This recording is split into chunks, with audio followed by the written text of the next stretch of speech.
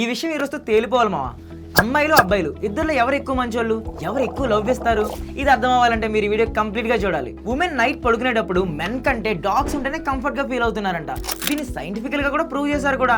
Conscious college నుంచి వచ్చిన ఒక ఫ్యాసినేటింగ్ రీసెర్చ్ ప్రకారం ఉమెన్స్ తమ పెట్ డాగ్స్ తో పడుకునేటప్పుడు deep and uninterrupted sleep enjoy చేస్తున్నారట. మగాళ్ళు పక్కన పడుకుంటే నిద్రలో తను కదులుతున్నప్పుడు, గురక పెడుతున్నప్పుడు డిస్టర్బ్ అవుతున్నారంట. అదే కుక్కుంటే పీస్ఫుల్ గా స్లీప్ ఉంటుందని ఆ స్టడీ చెప్పింది. చూసారా మావా ఎంత అన్యాయమో.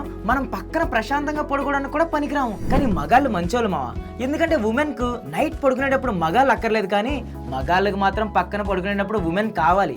యూనివర్సిటీ ఆఫ్ అరిజోనా స్టడీ ప్రకారం మగాళ్ళు వాళ్ళ పార్ట్నర్స్ తో పడుకుంటే ఆక్సిటోసిన్ పెరిగి కార్టిసోల్ తగ్గి రిలాక్స్ అవుతున్నారంట.